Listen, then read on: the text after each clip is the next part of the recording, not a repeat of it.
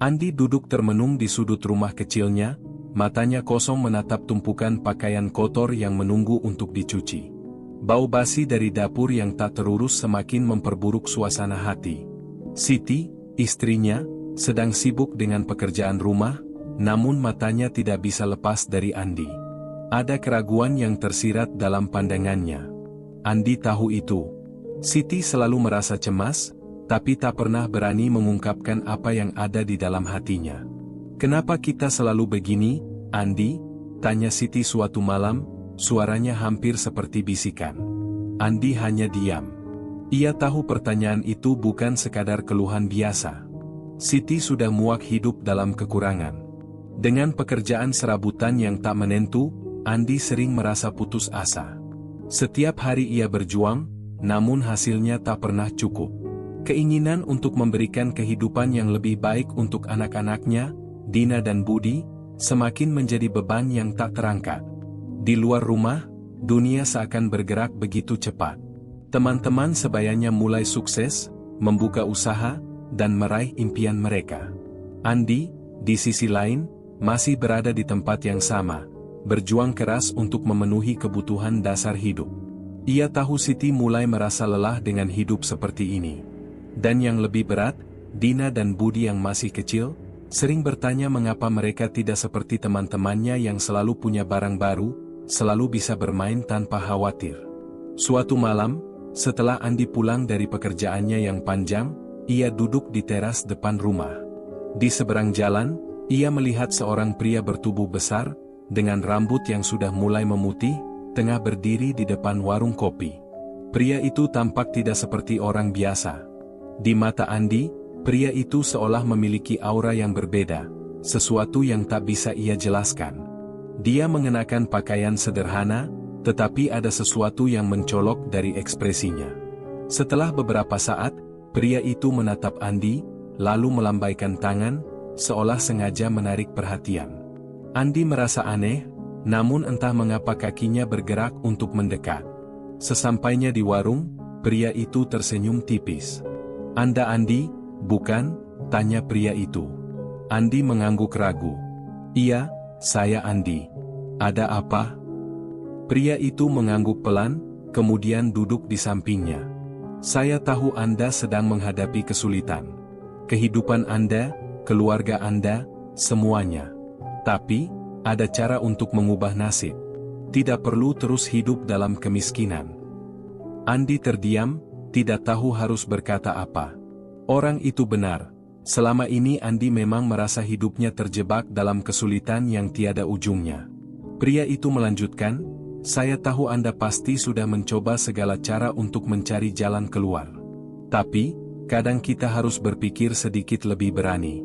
Jika Anda benar-benar ingin mengubah hidup Anda, saya bisa membantu." Andi menatap pria itu dengan curiga, namun ada sesuatu dalam kata-katanya yang membuat Andi tertarik. "Apa maksud Anda?" Pria itu tersenyum tipis. "Ada sesuatu yang bisa Anda lakukan. Sesuatu yang bisa memberikan Anda kekayaan dalam waktu singkat. Tapi, Anda harus siap menerima segala konsekuensinya." Andi merasa hatinya berdebar. Ini bukan pertama kalinya ia mendengar kata-kata seperti itu. Pesugihan. Selama ini hanya terdengar sebagai cerita-cerita menakutkan yang didengar dari mulut orang tua, atau bahkan hanya diucapkan sebagai lelucon. Tapi kali ini, kata-kata pria itu terasa berbeda. Ada kesungguhan, ada janji yang menggoda. Pria itu melihat keraguan di wajah Andi. "Saya tidak akan memaksa. Tapi ingat, kesempatan ini hanya datang sekali. Anda bisa memilih untuk terus hidup seperti ini, atau Anda bisa mengubah segalanya dalam waktu singkat. Anda tidak akan menyesal, saya jamin." Andi merasa perasaan cemas semakin menggulung di dalam dadanya. Ia tahu ini adalah pilihan besar, mungkin terlalu besar. Namun, tidak ada yang lebih ia inginkan selain memberikan kehidupan yang lebih baik untuk keluarganya. Ia membayangkan Siti, yang setiap hari harus bekerja keras dengan sedikit hasil, dan anak-anak mereka yang tak pernah merasakan kebahagiaan sesungguhnya. "Bagaimana caranya?" tanya Andi, suaranya hampir berbisik. Pria itu tersenyum lebih lebar. Kita akan melakukan ritual. Tak banyak yang tahu, tapi itu akan memberikan Anda kekayaan yang tak terbayangkan. Anda hanya perlu mengikuti instruksi saya dengan benar. Andi merasa dunia di sekelilingnya seakan menghilang. Hatinya dipenuhi dengan harapan, namun ada ketakutan yang tak bisa ia hindari. Apa yang ditawarkan pria itu terlalu menggoda. Ingin segera keluar dari keterpurukannya, ingin memberikan yang terbaik untuk keluarganya, Andi mulai mempertimbangkan tawaran itu lebih serius. Tapi apa konsekuensinya? Tanya Andi, meskipun ia sudah tahu jawabannya. Pria itu mengangkat bahu. Setiap pilihan ada harganya. Anda akan mendapatkan kekayaan yang luar biasa. Namun, Anda harus siap dengan segala yang datang setelahnya. Andi terdiam.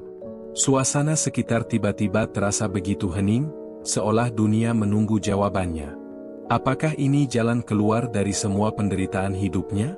Apakah ia siap menanggung akibat dari apa yang akan datang setelah itu? Dengan napas yang semakin berat, Andi akhirnya mengambil keputusan. Ia akan melangkah ke dalam dunia yang tidak ia pahami sepenuhnya, dengan harapan besar di baliknya.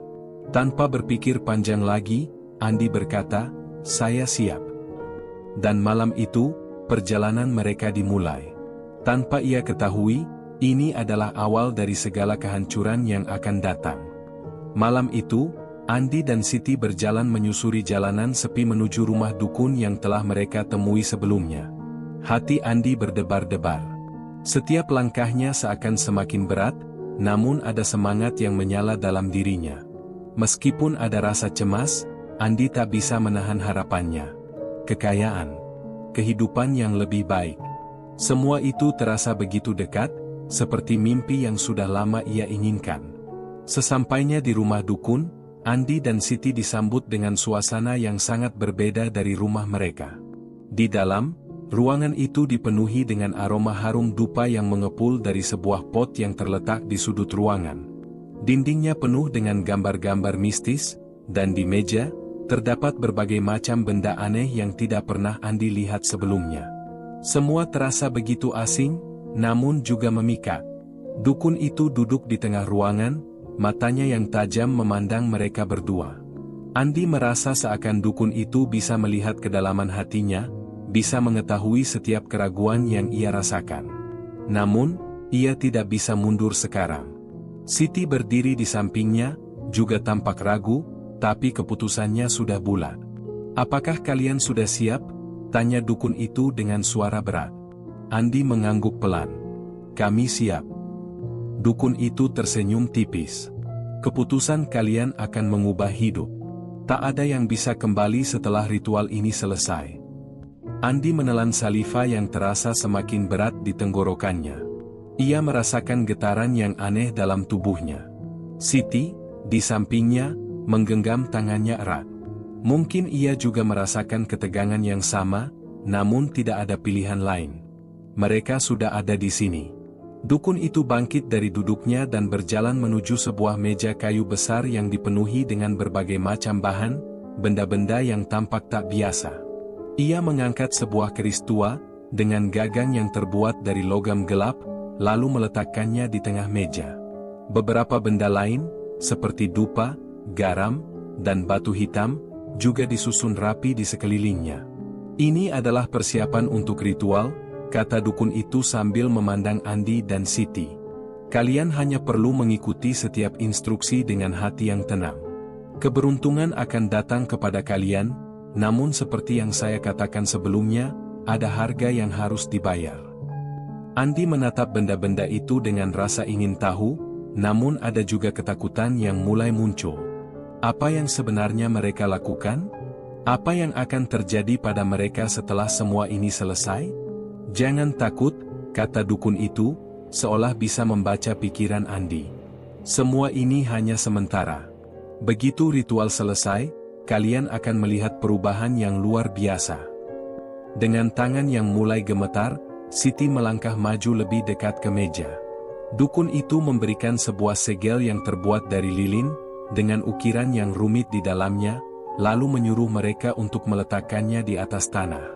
Setelah itu, Mereka diminta untuk berdiri di sekelilingnya, dengan tangan saling menggenggam.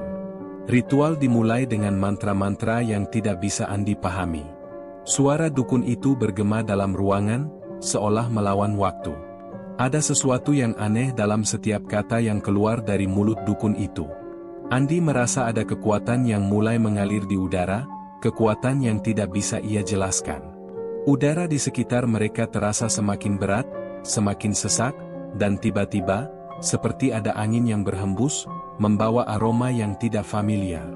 Seketika, lampu di dalam ruangan itu padam, meninggalkan mereka dalam kegelapan yang pekat. Hanya suara dukun yang terdengar, semakin keras, semakin mendalam. Dan di tengah kegelapan itu, Andi merasakan sesuatu yang lain. Suatu getaran yang terasa sangat kuat, seakan bumi sendiri sedang bergetar. Sesuatu yang mengerikan, namun juga menggoda. Sesuatu yang memanggil. Siti menggenggam tangan Andi dengan lebih erat. "Andi, ini apa?" Suaranya terdengar cemas, namun ia tak bisa bergerak. Tak ada yang bisa mereka lakukan selain mengikuti apa yang sudah ditentukan. Tiba-tiba, Andi merasa sesuatu yang sangat dingin menyentuh lehernya. Ia menoleh, namun tak ada apa-apa di sekitarnya. Hanya kegelapan dan bisikan mantra. Siti merasakan hal yang sama. Suaranya yang gemetar memecah keheningan. "Andi, ada yang aneh. Ada yang mengawasi kita." Dukun itu tampaknya tidak terpengaruh oleh rasa cemas yang mulai mencengkeram Andi dan Siti. Ia terus melantunkan mantra-mantra yang semakin lama semakin cepat. Semakin cepat, semakin menakutkan. "Jangan takut. Semua ini bagian dari proses," kata dukun itu dengan tenang, namun ada nada yang sulit dipahami dalam suaranya. "Ritual ini akan membawa kalian pada kekayaan yang tidak terbayangkan. Namun, kalian harus siap menanggung apa yang akan datang setelahnya." Andi ingin berteriak, ingin bertanya lebih banyak, namun bibirnya seolah terbungkam. Ada sesuatu yang menahan suaranya. Ada kekuatan lain yang menguasai dirinya. Beberapa saat kemudian, dukun itu berhenti. Suasana kembali hening. Cahaya lampu menyala kembali, namun ada sesuatu yang berubah. Andi merasakan adanya tekanan aneh di dadanya. Begitu juga dengan Siti. Wajah mereka tampak pucat, seperti baru saja mengalami sesuatu yang tak terdefinisikan. "Ritual selesai," kata dukun itu, suaranya kembali datar. "Keberuntungan kalian akan datang dalam hitungan hari. Tapi ingat, kalian telah membuat perjanjian. Jangan coba-coba melanggarnya." Andi hanya bisa mengangguk. Apa yang terjadi malam ini terasa seperti mimpi buruk yang tak bisa dijelaskan. Sesuatu yang telah terjadi, dan sesuatu yang pasti akan mengikuti. Meskipun begitu, ia tak bisa menahan perasaan lega. Kekayaan yang dijanjikan dukun itu seakan berada dalam genggamannya. Tidak peduli apa yang akan datang, ia merasa sudah ada di jalan yang benar. Setidaknya, begitulah yang ia yakini saat itu. Mereka kembali pulang ke rumah dalam keheningan. Tidak ada kata-kata yang keluar dari mulut mereka. Hanya ada rasa aneh yang menggelayuti hati Andi dan Siti. Mereka sudah melakukan ritual itu. Mereka sudah memilih untuk mengubah nasib mereka. Namun, Andi tak tahu bahwa ini adalah awal dari petaka yang akan mengguncang seluruh hidup mereka. Hari-hari setelah ritual itu berlalu dengan cepat. Andi tidak tahu apakah ia harus merasa lega atau justru cemas. Pagi itu, ia terbangun dengan perasaan aneh. Sesuatu yang berbeda, namun tidak bisa ia pahami. Ketika membuka matanya, Andi mendapati dirinya terbaring di kasur yang lebih empuk daripada biasanya. Ia merasa lebih segar, lebih bersemangat, seolah tidur semalam memberinya kekuatan yang tak terbayangkan. Siti yang duduk di sampingnya sudah lebih dulu bangun. Wajahnya terlihat lebih cerah dari biasanya, meskipun ada garis ketegangan yang masih membayang di matanya. Seakan ada yang mengganjal di hatinya. Namun, dia memilih untuk diam. "Ada apa, Siti?" tanya Andi, mencoba untuk membaca ekspresi istrinya yang tampak bingung. Siti menggelengkan kepala pelan, "Tidak tahu, Andi. Rasanya, ada yang aneh.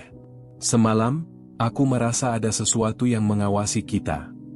Andi hanya tersenyum, mencoba menenangkan Siti. Kita kan sudah selesai dengan itu. Sekarang, kita hanya perlu menunggu hasilnya. Namun, perasaan cemas itu tetap menggelayuti Andi.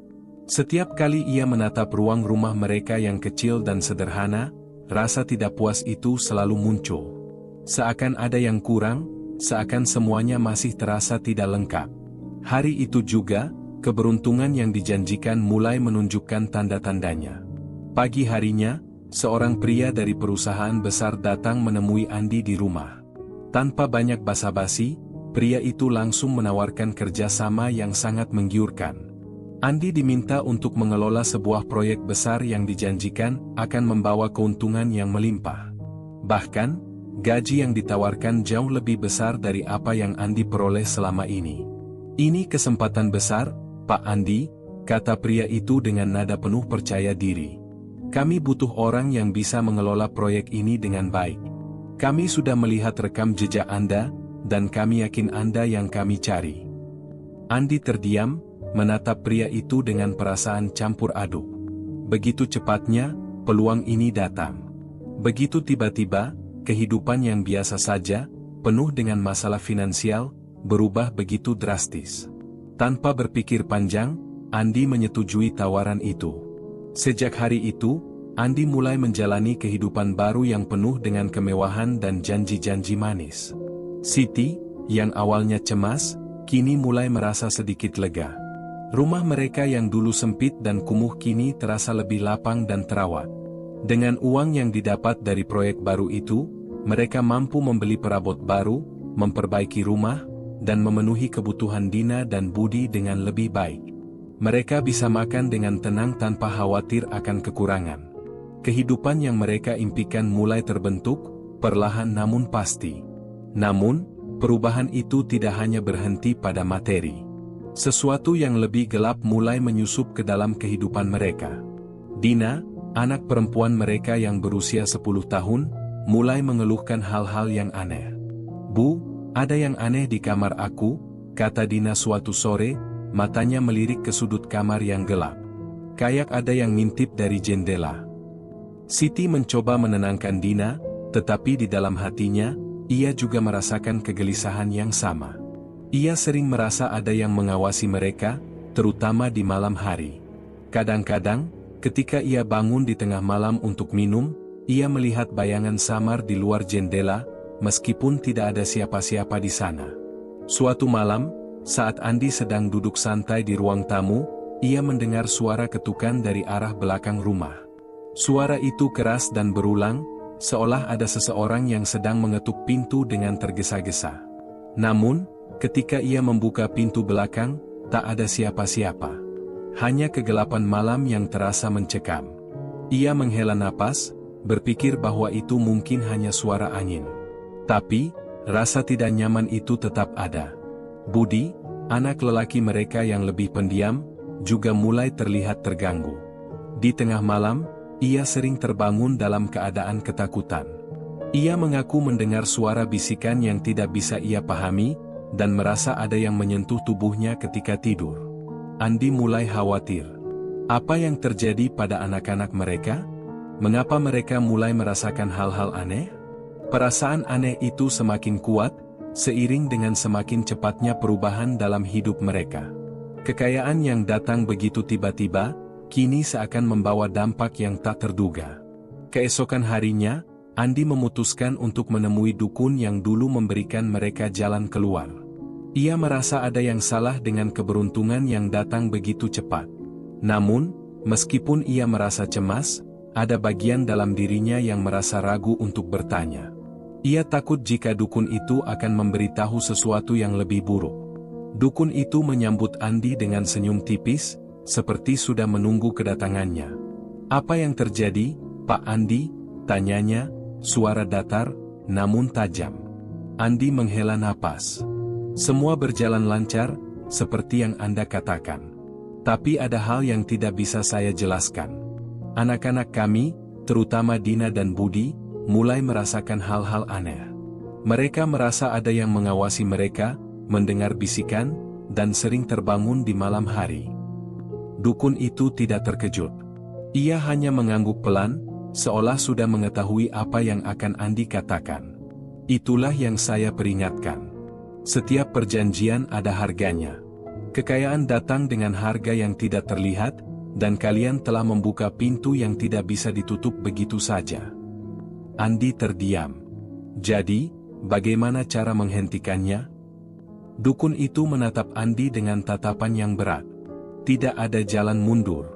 Namun, ada cara untuk menyeimbangkan segala sesuatunya. Tapi itu akan lebih sulit dari yang Anda bayangkan. Andi merasa cemas, namun juga bingung. Ia tidak tahu harus melakukan apa. Semua yang ia inginkan adalah kehidupan yang lebih baik untuk keluarganya. Namun, kini ia merasa terjebak dalam sesuatu yang jauh lebih besar dari yang ia duga. Kehidupan yang penuh harapan, yang datang dengan cepat dan menjanjikan, kini mulai terasa seperti jebakan. Dan Andi tahu, jika ia tidak segera menemukan jalan keluar, kutukan yang menyertai keberuntungan itu bisa menghancurkan seluruh hidupnya. Pagi itu, Andi terbangun dengan kepala yang terasa berat. Sejak semalam, pikirannya dipenuhi oleh ucapan dukun. Tidak ada jalan mundur. Kata-kata itu terus terngiang dalam benaknya. Ia tahu bahwa kehidupan mereka sudah berubah. Namun, entah kenapa, perubahan itu bukan hanya membawa kebahagiaan. Ada sesuatu yang gelap dan tak terduga menyertainya. Andi menoleh ke samping. Siti terlelap tidur dengan wajah yang tampak lelah. Sepertinya, dia juga merasakan ketegangan yang sama, meskipun tidak mengatakannya. Anak-anak mereka, Dina dan Budi, sudah berangkat ke sekolah. Tidak ada yang aneh terlihat, namun Andi tahu bahwa sesuatu yang buruk sedang menunggu mereka. Hari itu dimulai seperti biasa, namun ada perasaan aneh yang menghinggapi Andi. Setiap kali ia melangkah keluar rumah, seakan ada sesuatu yang mengawasi. Ada bayang-bayang yang selalu terlihat di sudut matanya, sesuatu yang seolah bergerak cepat setiap kali ia berbalik. Tapi Andi mencoba mengabaikannya. Ia kembali sibuk dengan proyek besar yang sedang ia tangani. Meski kekayaan yang datang begitu cepat, ia merasa bahwa tekanan hidupnya malah semakin bertambah. Ia semakin sering merasa cemas tanpa alasan yang jelas. Setiap kali beranjak tidur, ia merasa seolah ada seseorang atau sesuatu yang menunggu di dekatnya. Hawa dingin yang sering ia rasakan semakin sering menghampiri, bahkan ketika ia berada di dalam ruangan yang hangat. Siti pun tidak jauh berbeda. Ia mulai merasa bahwa rumah mereka bukan lagi tempat yang aman. Kadang, ia merasa ada tangan yang menyentuh bahunya ketika ia sedang duduk sendirian, atau ada suara langkah kaki yang terdengar di tengah malam, padahal di rumah itu hanya ada mereka berempat. "Kenapa ya, Andi? Aku merasa ada yang aneh di rumah ini," keluh Siti suatu malam, saat mereka duduk berdua di ruang tamu. Andi hanya mengangguk, meski ia sendiri tidak tahu harus berkata apa. Ketika Siti bercerita tentang perasaannya, Andi merasa tidak bisa membantah. Ia merasakannya juga. Rasa tidak nyaman itu semakin mencekam setiap hari. Keesokan harinya, Andi memutuskan untuk berbicara dengan Dina. Anak perempuan mereka itu terlihat semakin pendiam akhir-akhir ini, dan Andi bisa merasakan bahwa ada sesuatu yang mengganggu pikirannya. Dina duduk di meja makan dengan mata yang tampak kosong. Andi duduk di sebelahnya, mencoba mencari cara untuk berbicara dengan anaknya tanpa membuatnya merasa takut. "Dina, kamu merasa baik-baik saja? Ada yang mengganggu kamu?" tanya Andi dengan lembut. Dina menatap ayahnya dengan mata yang mulai berkaca-kaca. Aku sering melihat sesuatu, Pak. Di kamar, di jendela. Kadang-kadang, ada yang mengintip. Rasanya aku nggak bisa tidur tenang lagi." Andi terdiam. Perasaan yang sama juga sering menghampiri dirinya. Ia tahu, ada sesuatu yang lebih besar sedang mengintai mereka, sesuatu yang datang bersama kekayaan yang tak terduga itu. Siti, kamu lihat ini," kata Andi kepada istrinya di sore hari, sambil menunjukkan beberapa barang yang tiba-tiba muncul di meja makan. Sebuah boneka kayu kecil yang tampak usang dan beberapa bunga layu yang tidak pernah mereka beli. "Kenapa ada benda-benda ini di rumah?" Siti hanya menatap barang-barang itu dengan cemas. Aku nggak tahu, Andi. Aku juga nggak meletakkannya di sini. Andi merasa gelisah.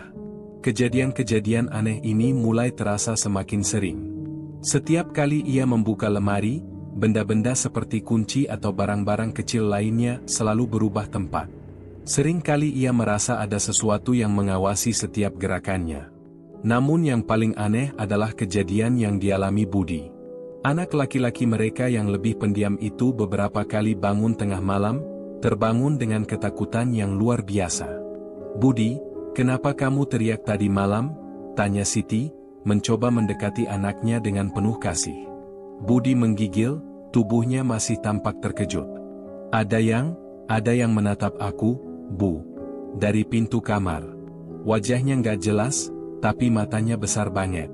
Aku takut banget. Siti menggenggam tangan Budi dengan erat, mencoba menenangkannya, tetapi hatinya sendiri juga bergetar. Apakah ini hanya mimpi buruk anak kecil? Atau ada sesuatu yang lebih buruk di balik kejadian-kejadian ini? Andi merasa semakin terjebak. Ia ingat pesan dari dukun itu, yang mengatakan bahwa perjanjian ini tak bisa dibatalkan. Kekuatan yang mereka panggil sudah terlepas, dan sekarang, kutukan itu mulai merenggut kedamaian mereka satu persatu. Malam berikutnya, Andi terbangun di tengah malam, dipenuhi oleh rasa gelisah yang tak tertahankan. Ia melihat ke arah jendela kamar mereka, dan untuk sesaat, ia bisa melihat bayangan gelap yang bergerak cepat. Bayangan itu begitu samar, namun jelas tampak seperti sosok manusia yang melayang di udara. Dina! Andi berteriak. Ia berlari keluar kamar untuk mencari anaknya, dan saat ia sampai di ruang tamu, ia melihat Dina berdiri di depan jendela, menatap keluar dengan mata kosong. Dina, kenapa kamu di sini?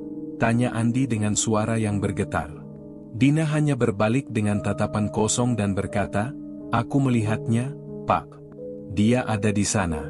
Menunggu. Andi merasa seluruh tubuhnya kaku. Dina, ayo kita kembali ke kamar, sekarang juga. Malam itu, Andi dan Siti tidak bisa tidur. Mereka bergantian menjaga anak-anak mereka yang tampak terjaga sepanjang malam, matanya memerah karena kelelahan, namun ketakutan yang sama juga menghinggapi mereka. Keberuntungan yang mereka harapkan kini terasa seperti kutukan yang tak bisa mereka hindari. Setiap malam, teror semakin kuat. Sesuatu yang tak terlihat terus mengintai, dan mereka mulai merasa bahwa segala kebahagiaan yang datang begitu cepat kini harus dibayar dengan harga yang sangat tinggi. Andi merasa semakin cemas. Ia tahu, jika ini terus berlanjut, mereka takkan bisa bertahan. Namun, apalagi yang bisa ia lakukan? Mereka sudah terperangkap dalam jaring yang mereka buat sendiri. Andi duduk terdiam di ruang tamu, matanya kosong menatap ruang yang sepi. Malam semakin larut, namun dia tidak bisa tidur. Kegelapan malam terasa begitu tebal, seolah seluruh dunia menutup rapat-rapat, meninggalkan mereka dalam kesepian yang mencekam. Andi mencoba menenangkan pikirannya, tapi setiap suara, setiap bisikan yang terdengar dari sudut rumah, membuatnya semakin gelisah. Siti datang membawa secangkir teh hangat. Wajahnya yang pucat tampak lelah, namun ada sesuatu dalam tatapannya yang berbeda. Ketegangan yang ada di dalam diri mereka semakin memuncak, dan Siti tahu bahwa Andi juga mulai merasakan hal yang sama.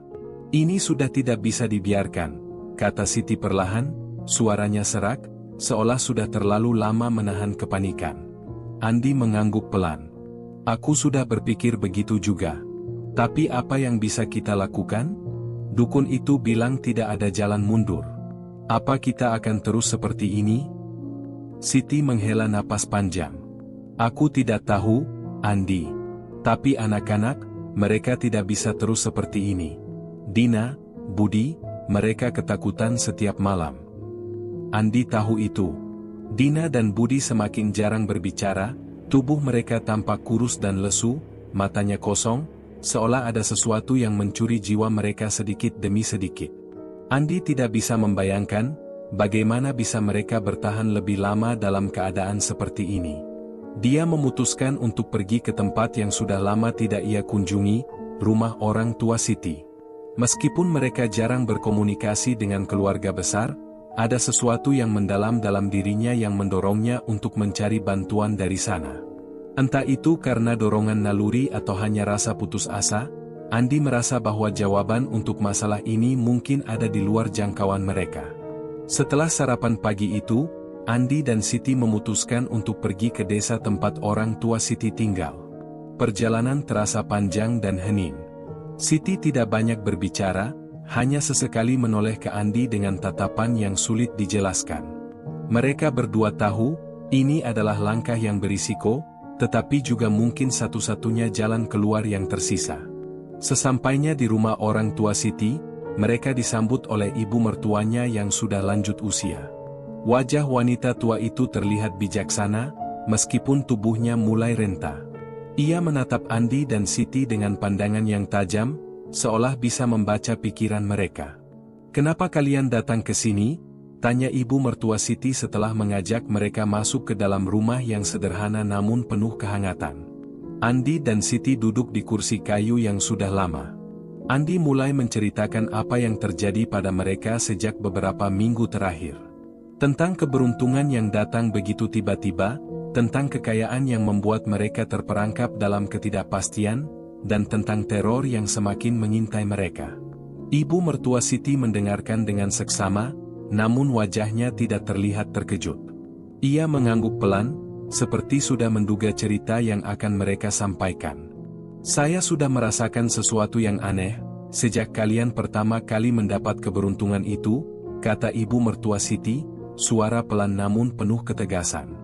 "Kekayaan itu datang dengan harga yang sangat mahal. Tidak ada yang gratis di dunia ini. Terkadang, kita harus membayar harga yang lebih tinggi dari yang kita bayangkan." Siti menatap ibu mertuanya dengan penuh harap. "Apa yang bisa kami lakukan, Bu? Kami tidak tahu harus kemana lagi. Anak-anak, mereka sudah sangat terganggu." Ibu mertua Siti menatap mereka berdua dengan mata penuh makna. "Ada cara, tetapi itu bukan hal yang mudah. Untuk menutup pintu yang sudah dibuka, kalian harus pergi ke tempat yang sangat jauh. Tempat yang jarang orang tahu. Dan kalian harus siap untuk menghadapi segala konsekuensinya." Andi dan Siti saling berpandangan. "Apa maksud ibu?" tanya Andi, suaranya bergetar. Ibu mertua Siti kemudian bercerita tentang sebuah tempat yang ada di ujung desa, sebuah tempat yang disebut Lawang Sembilan. "Itu adalah tempat yang sangat misterius," katanya. "Hanya sedikit orang yang tahu tentang tempat itu. Menurut cerita, tempat tersebut merupakan tempat pertemuan antara dunia manusia dan dunia gaib. Orang-orang yang pernah terlibat dalam perjanjian dengan kekuatan tak terlihat biasanya akan disarankan untuk pergi ke sana. Namun, perjalanan menuju Lawang Sembilan tidaklah mudah. Tempat itu terletak di tengah hutan yang lebat, dan hanya ada satu jalan yang bisa dilalui. Jalan itu berbahaya, dan hanya orang-orang tertentu yang bisa menemukannya. Tapi jika mereka berhasil sampai ke sana, mungkin, hanya mungkin, mereka bisa menutup perjanjian mereka dan mengakhiri kutukan yang sudah menghantui mereka." Siti memandang ibu mertuanya dengan penuh rasa takut. "Apakah itu aman, Bu?"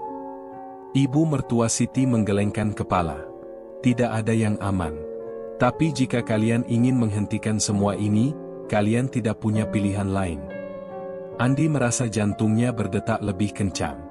Apa yang dikatakan ibu mertuanya terdengar seperti sesuatu yang tak terjangkau oleh akalnya. Namun, di dalam hatinya, ia tahu bahwa mereka tidak punya banyak pilihan. Mereka harus mencoba, tidak peduli apa yang menanti di depan. Setelah berjam-jam berbicara dengan ibu mertua Siti, akhirnya mereka memutuskan untuk melakukan perjalanan ke Lawang Sembilan. Meskipun hati mereka dipenuhi rasa takut, Andi dan Siti tahu bahwa mereka harus berusaha sekuat tenaga untuk menyelamatkan anak-anak mereka dan mengakhiri kutukan yang semakin menghancurkan hidup mereka. Keputusan itu dibuat dengan tekad yang bulat, meskipun mereka tahu bahwa perjalanan itu tidak akan mudah dan penuh dengan bahaya yang tak terduga. Namun, satu-satunya harapan mereka kini adalah Lawang Sembilan, tempat yang mungkin bisa memberi mereka jawaban atas semua yang telah terjadi. Dengan perasaan yang campur aduk, Andi dan Siti bersiap untuk memulai perjalanan mereka. Keberuntungan yang pernah mereka terima kini menjadi kutukan yang sulit untuk lepas, dan hanya ada satu cara untuk mengakhiri semuanya. Pagi itu, Andi dan Siti memutuskan untuk memulai perjalanan mereka menuju Lawang Sembilan. Setelah berdiskusi panjang dengan ibu mertua Siti, mereka akhirnya tahu apa yang harus dilakukan.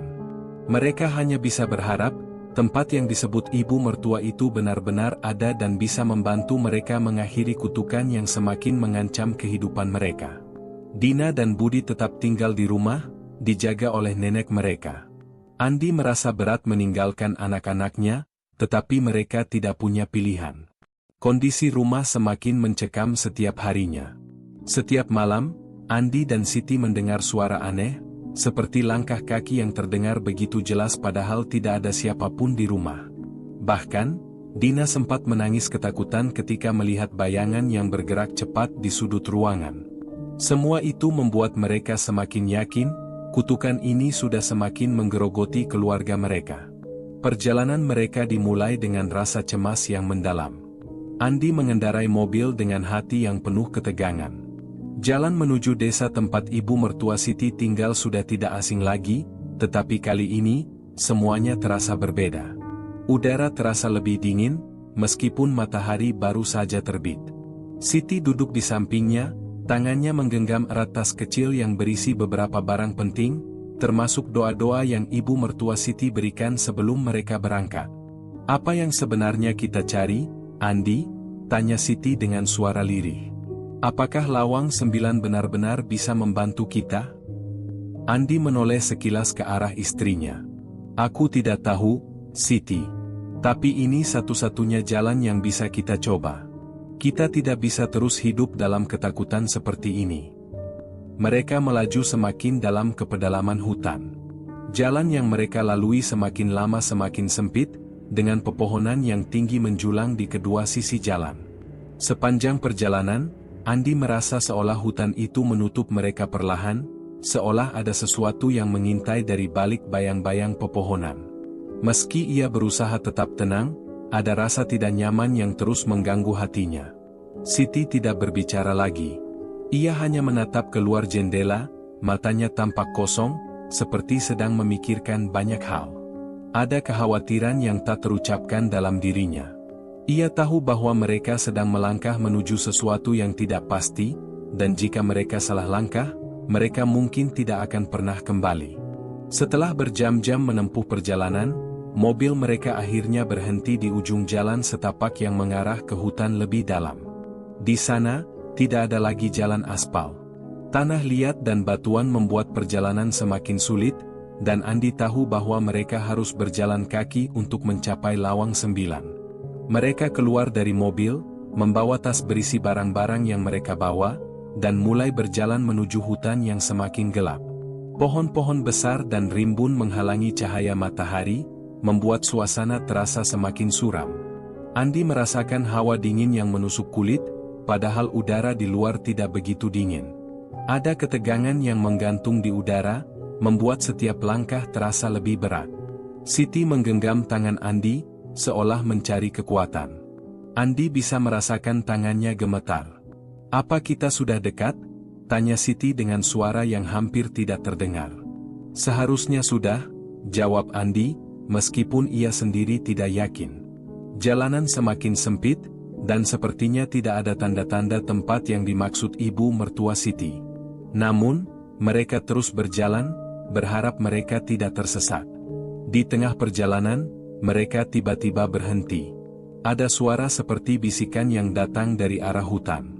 Suara itu terdengar begitu dekat, namun ketika Andi menoleh, tidak ada siapapun di sana. Hanya pepohonan yang bergerak perlahan karena angin yang datang begitu tiba-tiba. "Apa itu?" tanya Siti dengan cemas. Andi menelan saliva, berusaha tetap tenang. "Tidak ada apa-apa, Siti. Mungkin hanya angin." Namun, Andi merasa ada yang salah. Suara itu kembali terdengar, lebih jelas dan lebih keras. Bisikan yang tidak bisa ia pahami, seolah ada yang memanggil mereka. "Lari!" teriak Siti tiba-tiba, suaranya penuh ketakutan. Andi menarik Siti untuk berjalan cepat, tetapi langkah mereka terasa semakin berat. Tanah di bawah kaki mereka mulai berubah, menjadi lebih lembek dan berlumpur. Andi berusaha menahan Siti agar tidak terjatuh, tetapi matanya tak lepas dari jalan yang semakin gelap di depan mereka. Bisikan itu semakin keras, semakin menakutkan. Tiba-tiba, di depan mereka, sebuah cahaya samar muncul. Cahaya itu datang dari sebuah lorong sempit yang terbuka di antara pepohonan. Tanpa berpikir panjang, Andi dan Siti berlari menuju cahaya itu, berharap itu adalah lawang 9 yang mereka cari. Begitu mereka memasuki lorong itu, suasana tiba-tiba berubah. Hawa yang sebelumnya dingin, kini terasa panas dan sesak. Dinding lorong itu terlihat tertutup oleh tanaman merambat yang lebat, dan tanah di bawah kaki mereka berwarna merah tua, seolah tempat itu sudah lama ditinggalkan. Mereka berdua terus berjalan, semakin dalam ke dalam lorong, sampai akhirnya mereka sampai di sebuah ruang terbuka yang luas. Di depan mereka, berdiri sebuah bangunan besar, tampak seperti kuil yang sudah sangat tua. Pintu besar yang terbuat dari kayu hitam dan berukir rumit itu tampak tertutup rapat. Andi dan Siti berhenti di depan pintu itu, napas mereka terengah-engah.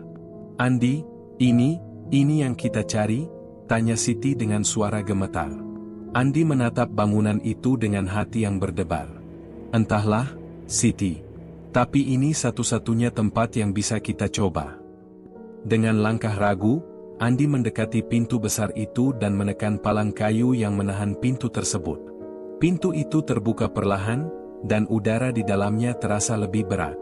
Ketika pintu terbuka sepenuhnya, mereka memasuki ruangan gelap yang tampaknya kosong. Namun, Andi tahu, mereka baru saja memasuki tempat yang penuh dengan misteri. Apa yang mereka cari di dalam sini, dan apa yang akan mereka temui, hanya waktu yang bisa menjawab. Pintu besar yang terbuat dari kayu hitam itu tertutup perlahan, meninggalkan Andi dan Siti dalam gelap gulita. Hanya ada sedikit cahaya yang masuk melalui celah-celah di antara dinding batu tua tempat mereka berdiri. Andi merasakan ketegangan yang semakin menekan dada. Hanya suara napas mereka yang terdengar di dalam ruangan itu, seakan segala sesuatu terbungkus dalam keheningan yang mencekam. Andi menggenggam tangan Siti, mencoba memberi ketenangan pada istrinya. "Kita harus hati-hati," bisiknya. Siti hanya mengangguk, meski wajahnya pucat dan matanya tidak bisa menahan rasa takut. Keputusan untuk datang ke tempat ini, tempat yang penuh misteri dan kegelapan, mulai terasa seperti kesalahan besar. Tetapi mereka sudah terjebak jauh, dan tidak ada jalan kembali. Harapan untuk menyelamatkan keluarga mereka terikat pada tempat ini. Dengan hati-hati, Andi melangkah maju. Di dalam ruangan yang gelap ini, udara terasa lebih berat, sesak. Seperti ada sesuatu yang mengamati mereka, menunggu mereka melakukan kesalahan. Tidak ada suara lain selain langkah kaki mereka di atas lantai batu yang kasar. Andi berusaha menenangkan pikirannya, namun ada perasaan aneh yang terus mengganggu. Ada sesuatu di sini. Sesuatu yang tak terlihat, tapi bisa dirasakan. Tiba-tiba, dari kegelapan, terdengar suara berat, serupa dengan bisikan, meskipun Andi tidak bisa menangkap apa yang dikatakannya. Suara itu mengalir seperti angin, berputar-putar di sekitar mereka. Andi menarik napas dalam-dalam dan melangkah lebih cepat, berharap suara itu akan menghilang. Namun suara itu semakin jelas, semakin mendekat. Siti yang menggenggam tangannya semakin erat, tubuhnya mulai gemetar. "Apa itu?" suara Siti serak, hampir tidak terdengar. Andi menoleh ke belakang, mencoba memastikan apakah mereka benar-benar sendirian. Namun, di kegelapan, hanya ada bayang-bayang yang tampak bergerak. Ada ketegangan di udara yang membuat setiap gerakan terasa lebih berat. "Lakukan apa yang harus kita lakukan, Andi," kata Siti, suaranya bergetar. "Aku takut." Andi menahan rasa takut yang mulai menguasai dirinya. Dia tidak bisa menunjukkan kelemahan sekarang. "Kita harus menemukan cara untuk menutup perjanjian ini. Kita datang ke sini untuk itu," jawabnya, berusaha meyakinkan dirinya dan Siti. Mereka terus melangkah, hingga akhirnya sampai di ujung ruangan besar ini. Di depan mereka, ada sebuah altar tinggi yang terbuat dari batu hitam.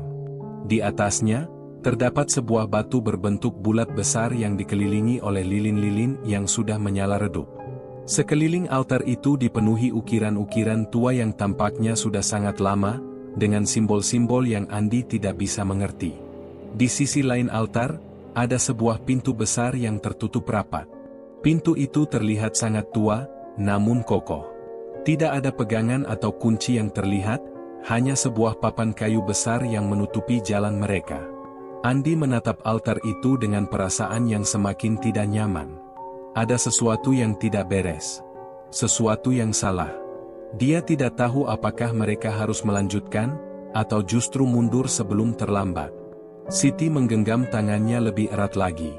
Andi, apa yang harus kita lakukan? Andi berpikir sejenak.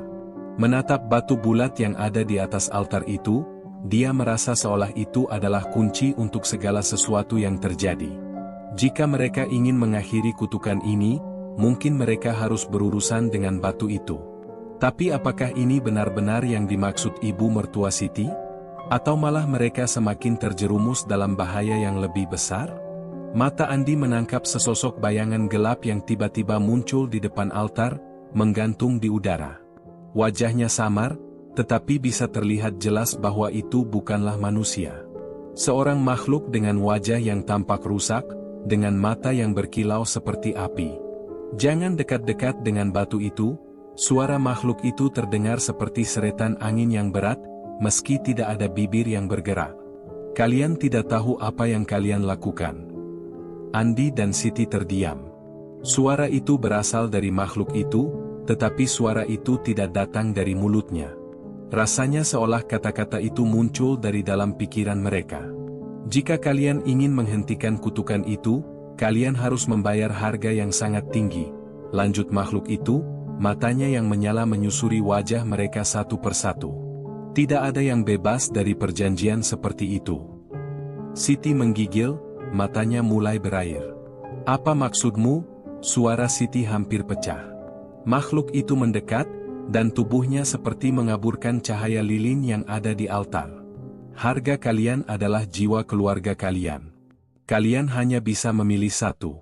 Jika kalian ingin menebus hidup kalian, kalian harus menyerahkan hidup yang lain. Keluarga ini akan runtuh, apapun yang kalian pilih. Siti terjatuh, hampir tak mampu berdiri karena ketakutan.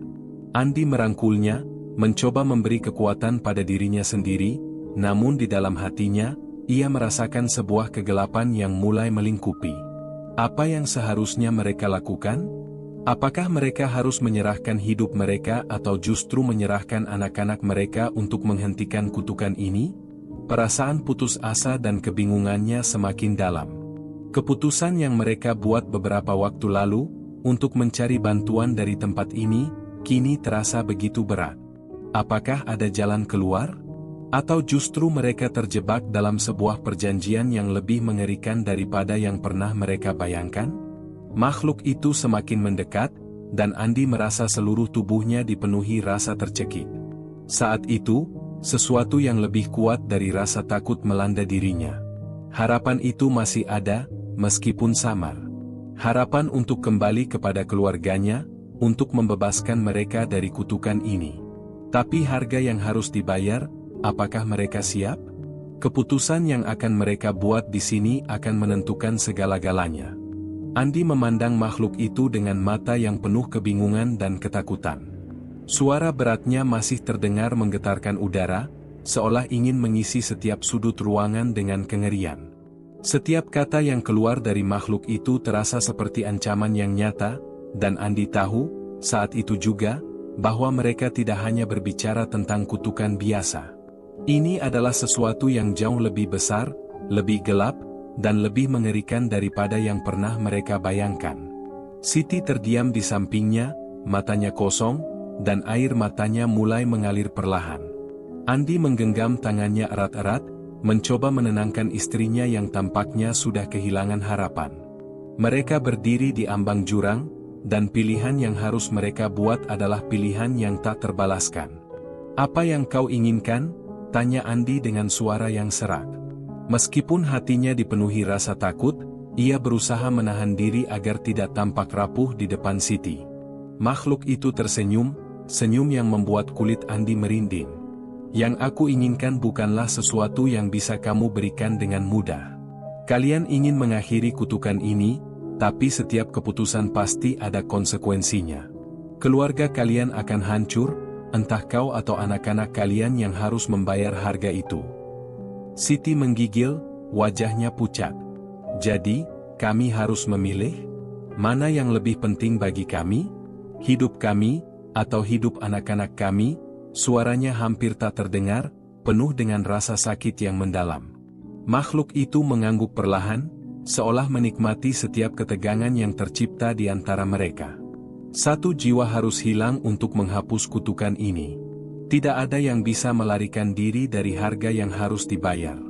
Pilihan ada di tanganmu. Andi merasa dadanya sesak. Ini adalah pilihan yang mustahil. Mengorbankan anak-anak mereka? Tidak ada orang tua yang akan rela melakukan itu. Namun, jika mereka memilih untuk mengorbankan hidup mereka sendiri, apa yang akan terjadi pada Dina dan Budi? Mereka akan menjadi yatim piatu, dan kutukan itu bisa saja berlanjut. Andi tahu bahwa jalan keluar tidak sesederhana itu. Ia menatap Siti, yang kini menunduk, menahan tangis. Tak ada kata yang bisa melukiskan perasaan mereka saat itu. Andi ingin berkata sesuatu, ingin menghibur istrinya, tapi semuanya terasa sia-sia. Tidak ada yang bisa mengubah kenyataan yang ada di hadapan mereka. Hanya ada dua pilihan, dan keduanya adalah pilihan yang mengerikan. Makhluk itu kembali berbicara dengan suara beratnya, seolah tidak sabar menunggu keputusan mereka. Tidak ada waktu lagi. Pilihlah sekarang. Jika kalian tidak memilih, maka kutukan ini akan menghancurkan semuanya. Keluarga ini akan terbakar dalam api yang tidak bisa dipadamkan. Andi merasa keringat dingin mengalir di punggungnya. Ia menarik napas dalam-dalam, mencoba menenangkan pikirannya yang kacau. Bagaimana jika kami memilih untuk tidak melakukan apapun? Tanya Andi, meskipun ia tahu jawaban makhluk itu pasti tidak akan menguntungkan mereka. Makhluk itu tertawa, tawa yang mengerikan dan memantul di seluruh ruangan.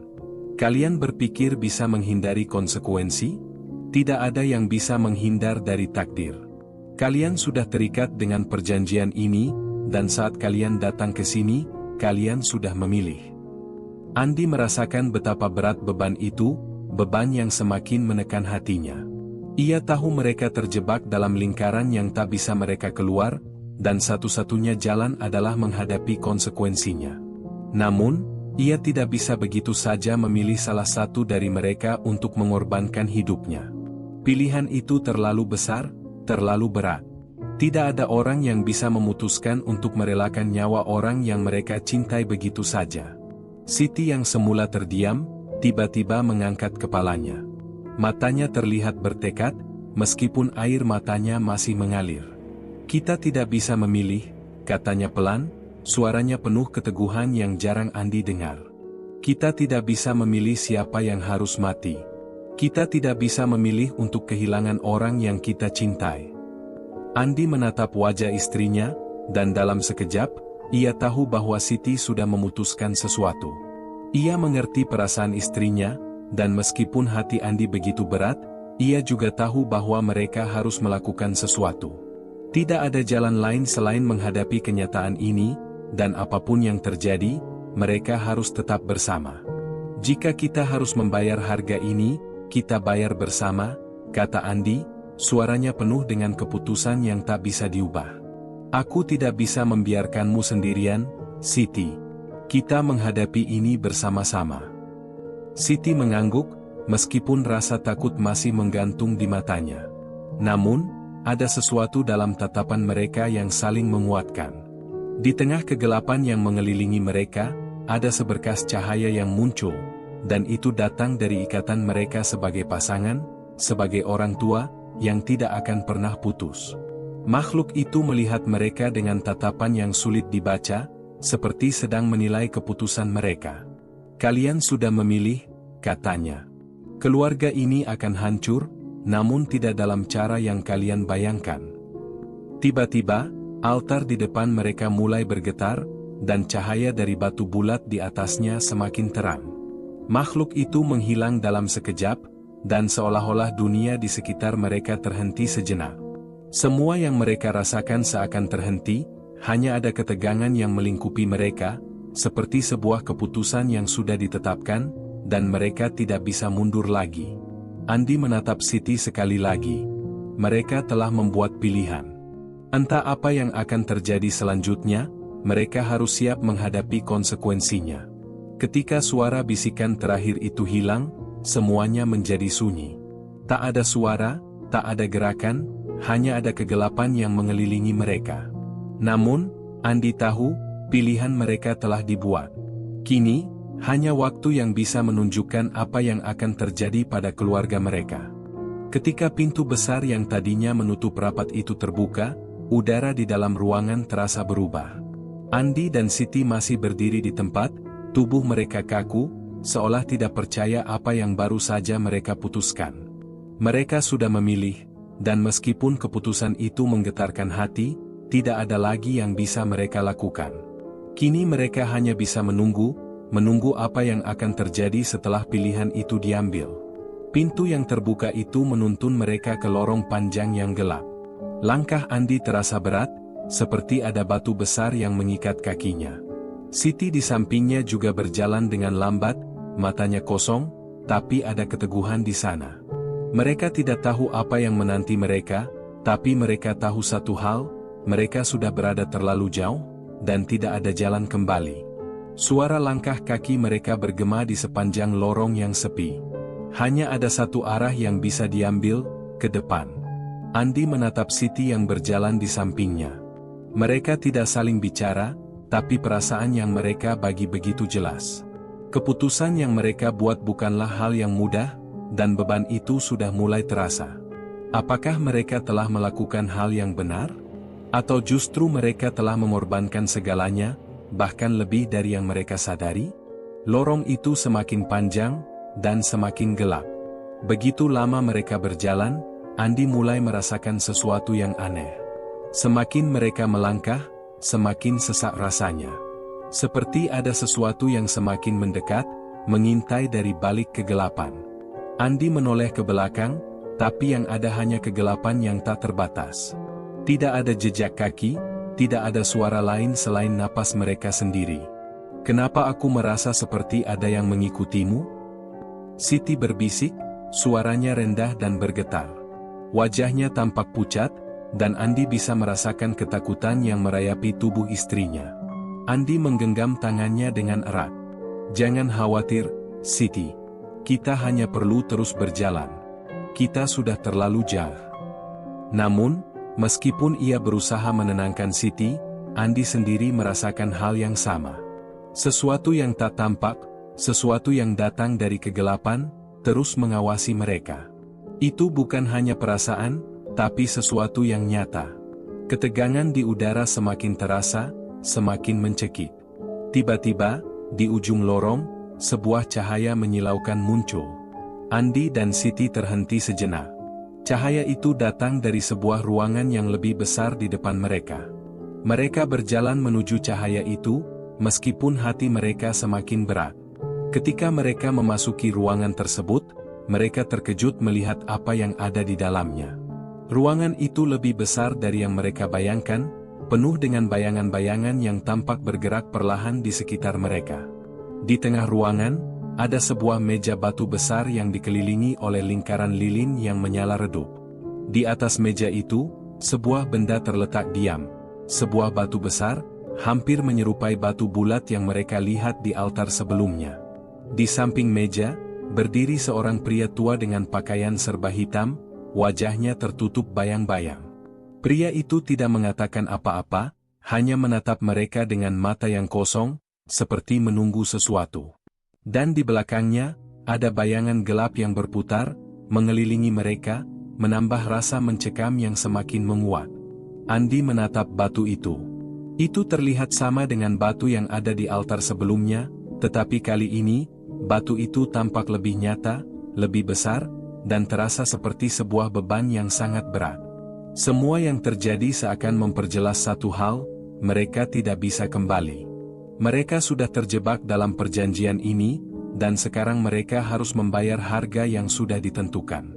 Ini saatnya, suara pria tua itu terdengar, dalam dan datar, seolah tidak ada emosi sama sekali.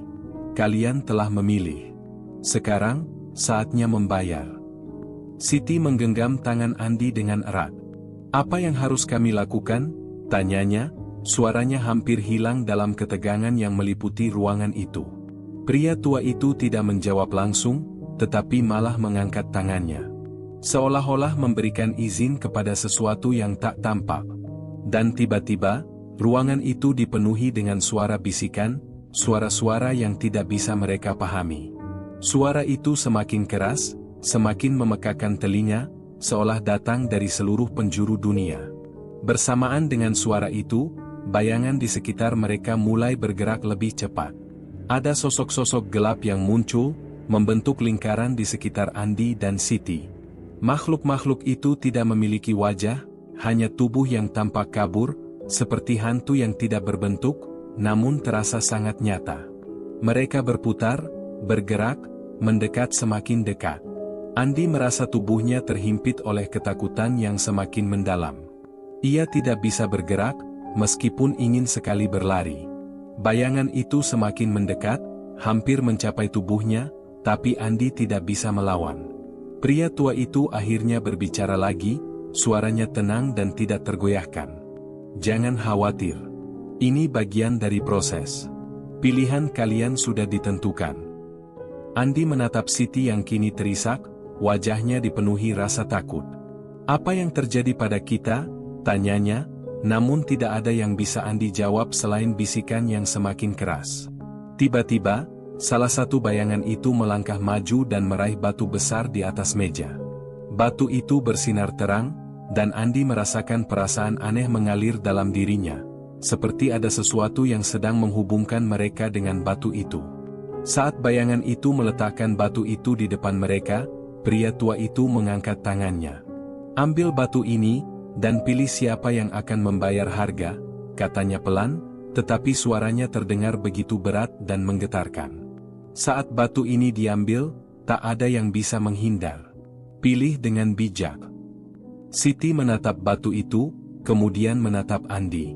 Mata mereka bertemu, dan dalam tatapan itu, ada sebuah keheningan yang penuh dengan kesedihan dan penyesalan. Tidak ada kata-kata yang bisa menggambarkan perasaan mereka saat itu. Dan saat itu juga, mereka tahu satu hal yang pasti, pilihan yang mereka buat tidak akan pernah terbalaskan. Andi menggenggam tangan Siti lebih erat, seolah itu adalah satu-satunya hal yang bisa menyelamatkan mereka.